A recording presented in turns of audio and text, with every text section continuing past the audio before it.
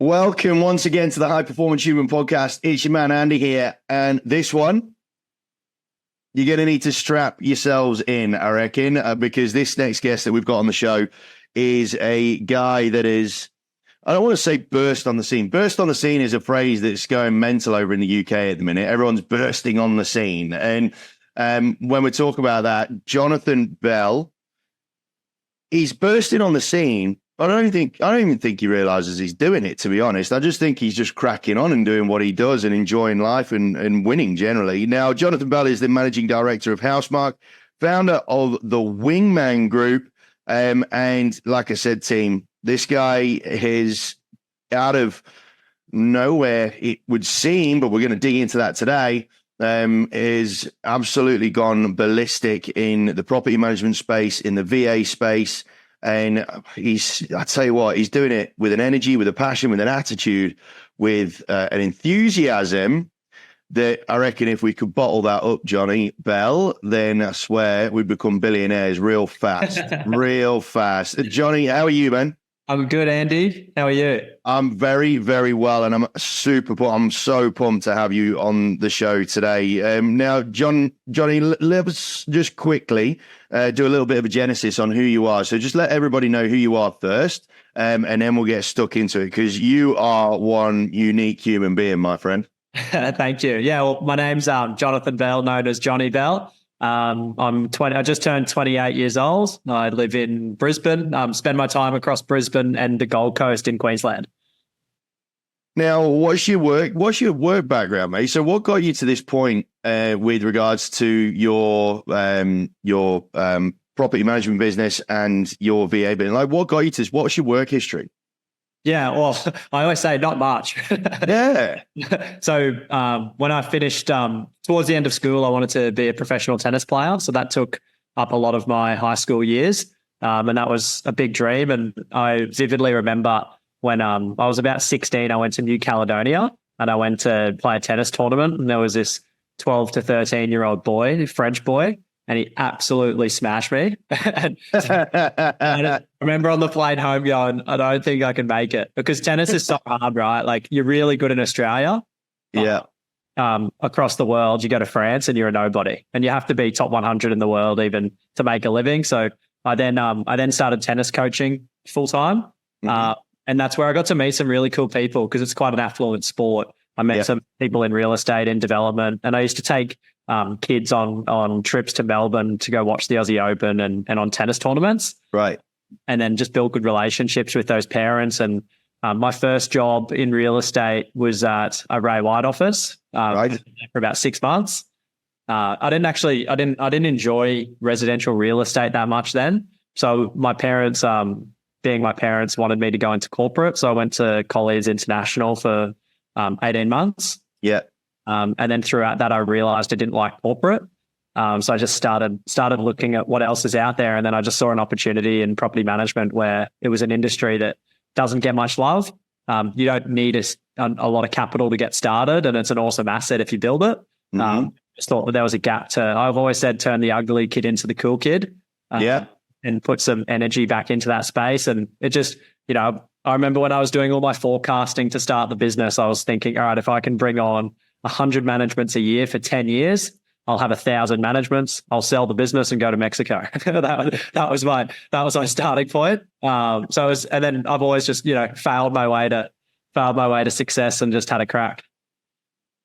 Turn the ugly kid into the cool kid. I love it. I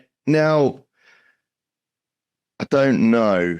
I definitely know that I want to ask this question, but I've got no fucking idea where your answer is going to go. I've got this thing about high performance humans, Johnny, right? Which is that there's 4 elements that go into making a high performance human, or 4 elements that contribute towards it, which is success, connection, influence, and happiness, right? Every single guest has had slightly different answers or very different answers, but what's your definition of a high performance human? Yeah, it's a really good question. I love what Matthew McConaughey, similar to what you said, Andy, and I listen to a lot of Matthew McConaughey. All right. So I think that really strong relationships, a really good family. I think that living the life that you want to live. And I've always said freedom, like freedom to do what you want when you want, and someone who actually can make that happen. So I think people who get shit done and can also, high performance human, I think is very emotionally intelligent and emotionally aware and understands what their strengths and weaknesses are. But also then can really build strong relationships and maintain them and just live a good life.